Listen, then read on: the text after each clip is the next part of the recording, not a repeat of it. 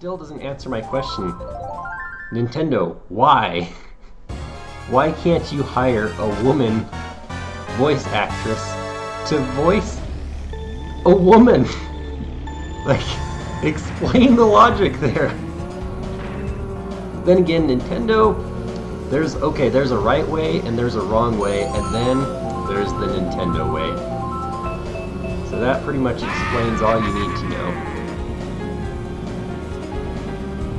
So here is one incredibly boring figure 8 track, although it does make an interesting track by virtue of you have to actually dodge traffic. So at least this is one of the least repetitive tracks in this game, which I do like it for that reason. If anyone knows me well enough, they know that I really don't do repetitivity or tediousness well at all. Like, I'm sorry, but I would go crazy and probably die if I had to have a job that was boring and tedious and doing the same thing over and over and over again, hour after hour after hour, because, well, like, I mean, as a mathematician, it's like, sorry, but like, we spend 90% of our lives thinking, and then the only other 10% is doing, because we've already, like, thought about, okay, what is the most optimal way that we can do something? What is the most amount of time we can save? And so then when we actually do the task, you know, we don't have to waste time doing it. Case in point. So classic mathematician versus engineer difference. So an engineer would get an assignment, like, oh, I don't know, let's just say that 2 people are in the same class. The job is you want to write a computer program to be able to find as many prime numbers as you can in the space of, let's say, 1 hour of a computer running. So it's like, oh, nice. So the engineer would like run out 100 miles an hour and it's just like start finding as many prime numbers as they could with like the first thing that came to their mind. Whereas like a mathematician would spend 90% of that entire day thinking about, all right, what is the most optimal computer algorithm that would actually find the most prime numbers with the fewest CPU cycles, and then like in the last 5 minutes before the program was even due, had to be turned in, the mathematician would spend the last 5 minutes coding the thing, and then it would be able to find more prime numbers than the engineers who worked at it for like 24 hours. So, point being, that's exactly why I would not be able to survive with like a boring, tedious job or task or anything. Sorry, but I have to be mentally stimulated. Like, I mean, oh no. You see how I started to spin out there? Well, you can actually save. If you slam on the brakes, you can save off from spinning out.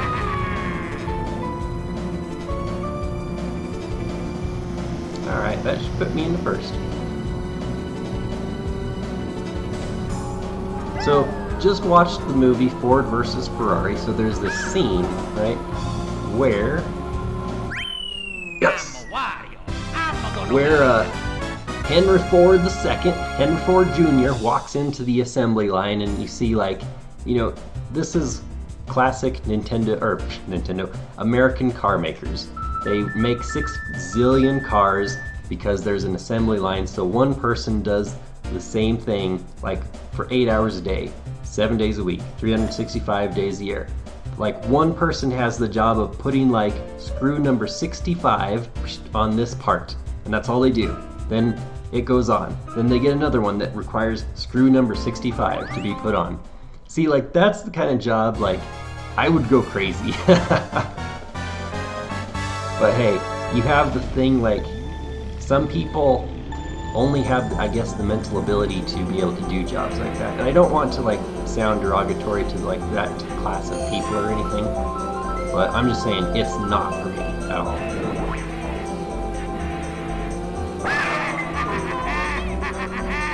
These snowmen are also always facing you no matter what direction you approach them from.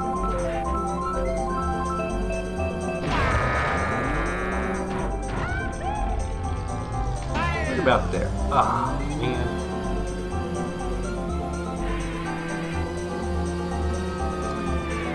Also, I would say some people have the argument, semi-valid argument, that depending on the circumstance, like take a person who's born with a silver spoon in their mouth. They have money, so they can like spend their whole life doing nothing. They can spend their whole life going to school. They can spend their whole life, or they can start with millions of dollars to build a even more multi-million-dollar job. And I mean, like, that's all true. But at the same time, like, the same principle applies to, guess what? Somebody could be dirt poor, come from a family that never had much, and, you know, decides to, hey, instead of me sacrificing, or instead of me, oh man, I thought I was left of that. Instead of, oh, I don't know, when you're in school wasting time or like having fun with friends or anything, like maybe that same dirt poor person can say, hey, I need to work as hard as I can, skip the extracurriculars, and get a good grade, so that way maybe I can get a scholarship. And the harder you work, like you can, no matter what you are, you can better your circumstances. Like it's not just, oh, like you were born into poverty and so therefore you have to be poverty stricken for the rest of your life. You're only ever going to have ridiculous, horrible jobs just to make ends meet. And I mean, like, that's kind of a self-fulfilling prophecy. If you sit there and actually believe that, guess what? Look at that, me just saying how I'm never going to get hit with a lightning bolt on 50cc.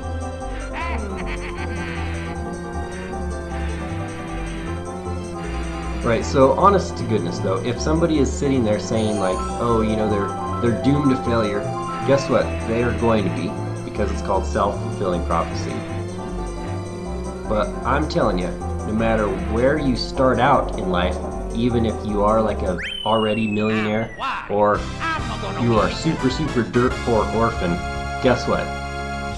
1 year is a long time, 5 years is 5 times as long, a decade is even longer. If you take the time, anyone can better your circumstances. You don't have to be 65 years old and have had a dead-end minimum wage job your entire life. Okay, here's an interesting level, Choco Mountain. This is one of the most boring, drab, uninteresting, unfun courses I've ever seen. So the fact that I have played modern Mario Kart games that like they're like, oh, in every cup there's like a secret throwback level, and it's like I'm always excited. Oh, cool! What awesome course have they remade in this more modern? And it's like Choco Mountain. Like which one was this in? Mario Kart 7, 6, 5, 8? I don't know. But like this was remade, and it's like this level is not that fun. Like, why would you remake this level? But maybe the internet disagrees, because evidently this level has some crazy skips. Like, you can task complete this entire thing in like 3 seconds or something.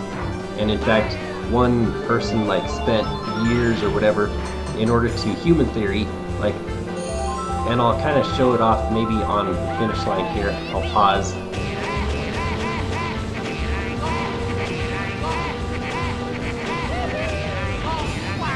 Whoa. Oh, look at all these bananas. That's ridiculous.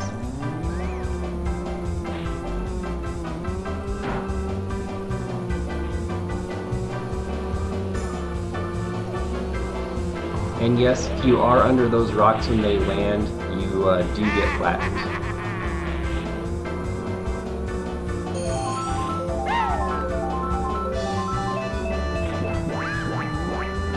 Alright, so let me pause right here at this finish line. See this huge mountain to my left?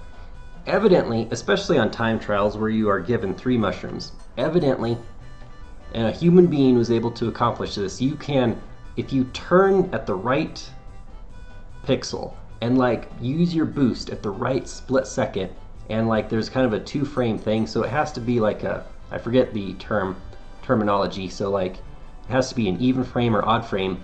When you clip into that mountain, if you use that boost and are going up, you like shoot up that side of that mountain, and you get so high up that it actually triggers that you are like actually past this lap. And so then when you fall back, if you fall back onto the back side of this finish line, the game thinks that you have completed an entire lap. So when you cross that finish line, which can be done on tasks in like a second and a half, it's like, whoa. And so therefore, if you do the exact same thing, easily programmable with the tasks, you can do the same thing in a second, another lap, and then the third lap. And so you have to have absolutely optimal circumstances to do it just once. So like I said, I guess it has been done by a human player after like somebody who has nothing better to do with their life, to do this hour after hour after hour after hour, running into a wall, trying to use mushrooms at just the right time, at just the right angle, and then reverse across the finish line. So yes, I guess a human has beat this level in like a few seconds, finished this whole race, which is kind of funny. I mean, granted, again, I don't want to come across as being like demeaning to somebody who chooses to spend their entire life doing such a thing, but remember, there's an infinite amount of games out there, and there's more to life than video games too, and so it's like, okay, well, don't do something that if you live long enough to see it when you're old and on your deathbed and can't physically go outside, can't play sports, can't go on hikes, can't mountain climb, can't explore caves, whatever it is, will you look back at your life and think, wow, when I actually had youth, vitality, ability, and health, and could have gone outside and do things, all I did was sit and drive my cart into a wall trying to set a world record that no one's going to remember 10 years from now anyways. But hey, that goes back to everyone's got to make their own decisions in life. So I'm not going to judge.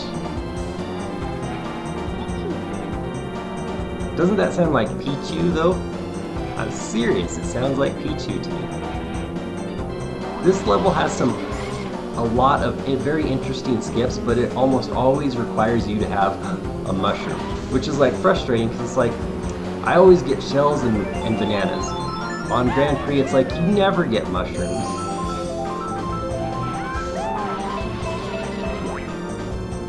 So like about right here, I think if you use a mushroom, you can fly sheer over this wall and then land on like this side and then like be bam right here.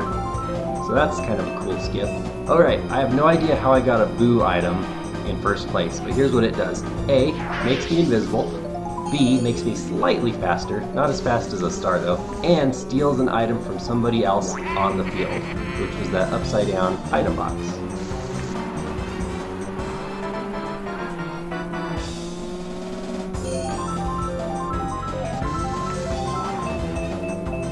Man, my handling of Wario is a bit rusty though, to be honest. But as you can tell, I'm definitely not a racer genre type person. I'm sure think about this, like if one person only ever played shooters, right? They'd be pretty good at almost any shooter, no matter what. So it's like, in a similar way, I imagine, take my bananas. Ah, so dumb. It drove right into it. If all I ever did was play racing games, I'm pretty sure I would be able to be good at pretty much all racing games to a certain extent.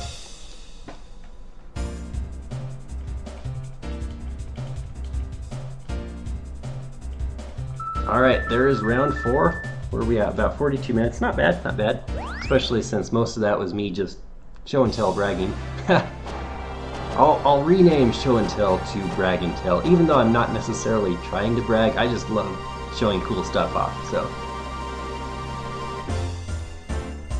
it's one of those things. I remember back when I lived with my parents and then was like this, little kid and had company over. It was always like I wanted to like show the company cool stuff, and so I guess it's just always been a part of me. I've never outgrown that.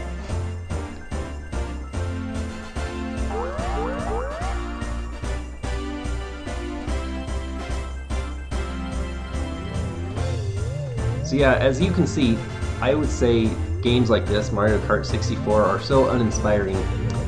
It's mostly just me talking. It is me, commentary from me, while I play this game and you watch me play this game. But if I was playing on 150cc, I would probably be, instead of very relaxingly ranting about some subject or other, I would be like swearing out the TV about all the RNG and aggressive players and everything. Alright, sweet. So, I'll go ahead and